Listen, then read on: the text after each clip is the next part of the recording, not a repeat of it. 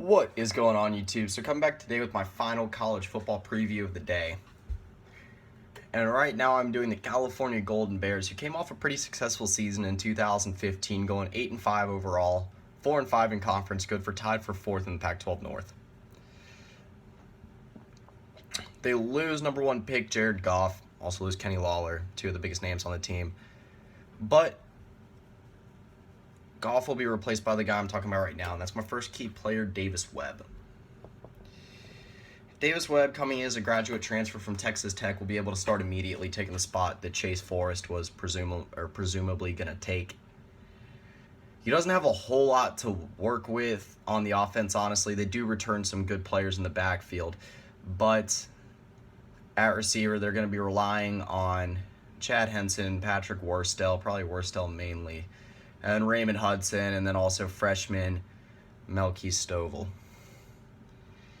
So Webb obviously has experience in the air raid offense, started for Texas Tech for about a year and a half maybe, and then got his job really taken away by Patrick Mahomes around the end of the 2014, beginning of the 2015 season. So talking about that stable of running backs, get into my second key player, which is Trey Watson. I believe he's actually one of the bigger names that you should watch out for in the Pac-12 this year. He will be starting for Cal this year.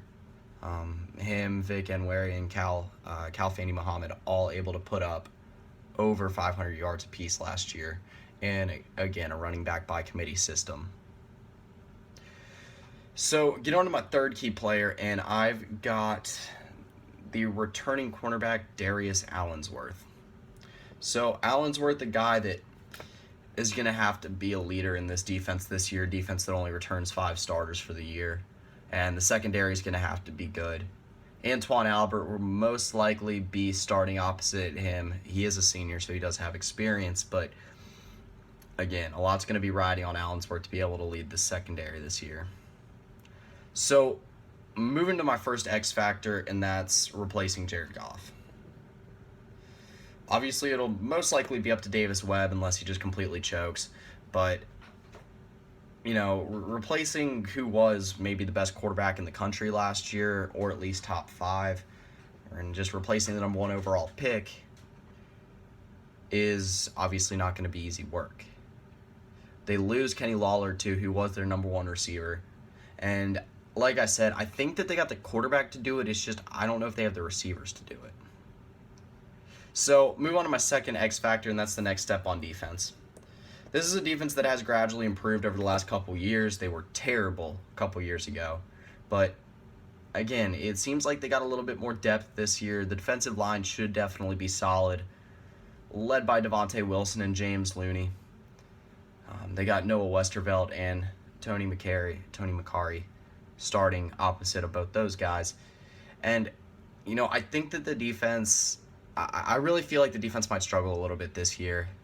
The offense might not be able to keep pace as much as they were last year, which always puts a little bit more pressure on the defense. But we'll see if they're able to take that next step that's going to be so key in having a successful season. So moving to my trap game, and I think it's going to be San Diego State. Again, another game where even though it's a non-Power 5 team against a Power 5 team, San Diego State might be favored. They're supposed to be one of the best non-Power 5 teams this year. They have one of the best running backs in the country in Donnell Pumphrey. You got a little in-state game to kick off their first road game of the season. So my biggest game for Cal is going to be Stanford. Now, it's not going to be, I'm not expecting Cal to be in the position in that game to be contending for the Pac-12 North. But again, it is their biggest rivalry, one of the biggest rivalries in the country. And again, Stanford is the best team in the division, probably the best team in the Pac-12 right now. Former Pac-12 champs. So I think that I don't know if they're going to be able to pull off an upset. That's asking a lot. But again, it's going to be a game where they're probably going to fight with a lot of spirit. So get into my record prediction for Cal, and I think they're going to go 5-7 this year.